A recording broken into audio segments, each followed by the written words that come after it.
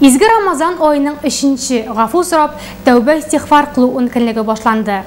Аллахның ғазабынан құтылып, рәхмәтіне ерешу вақыты. Бүгін Розаның 23-ші күні.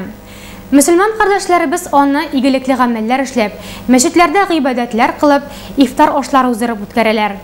Түбән Нурлатта Хәмзә һәм Асия Рахматуллиннар уздырган аш мәҗлесендә безнең төшерү төркемендә кунак булып кайтты.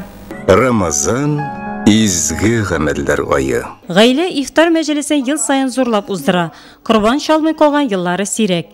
Бу елгы ифтар мәҗлесенә дә Рахматуллиннар мул итеп сый-нигъмәт әзерләгәннәр. Мәчеттә бергәләп ахшам намазы укып, хөрмә җимеш белән җиңелчә авыз ачкач, картлар аларның иләренә кайтты. Мәчеткә йөрим.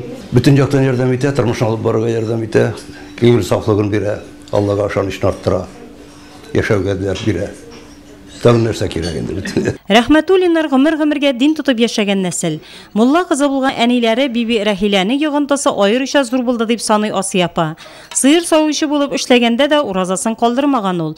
Төп йортта 35 ел кайната хакын хаклап, бүген улы киленнәре, оныклары белән шул ук бер түбә астында тату гомер кичерә гаилә. Хәмзә абый белән кушылганнарына 50 ел тулып килә. Сабырлыкны да 41 ел бер өзлексез сыер савучы булып эшләүгә көчне дә Аллаһы Тәгалә ярдәме дип кабул итә хуҗабикә. Һәр елны аннан соң Корбан бәйрәме уздырабыз, елда Корбан чалабыз. Бабай белән. Безнең инде әтиләр, кайнаталар, кайнаналар заманынан килә. Башта бабай җырды мәчеткә, аннан инде менә мин тәшим җырый мәчеткә. Бүтәндә сәлам пешерергә тырышабыз инде. Аш, бәлеш.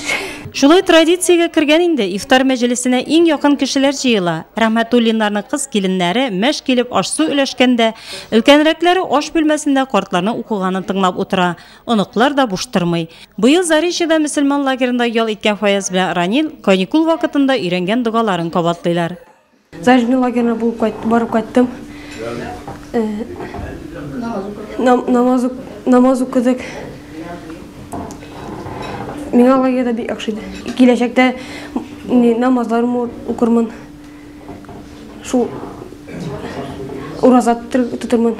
Түбән Нурлатта 2 мәхәллә мәчетләрнең берсе дә буш тормый. Көннә инде икешәр ифтар ашы үткәрелгән була бит инде. Чөнки 2 мәхәллә булгач, теге мәхәллә үз ягына йөри, бу мәхәллә безнең үзебез якка йөрибез.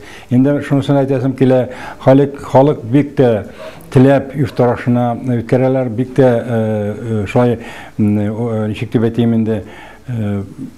Алла шундап та менә Риyadan түгел аларның. Менә бөтенесе шуның кадәр Аллаһы Тәгаләгә бирелеп, нәрсәшен ифтар ашын үткәрергә кирәк икәнен белеп, Коръән укып, менә матур итеп үткәрәбез. Әлбәттә, намазларга кеше хәле күбәйде, күп йөрибез.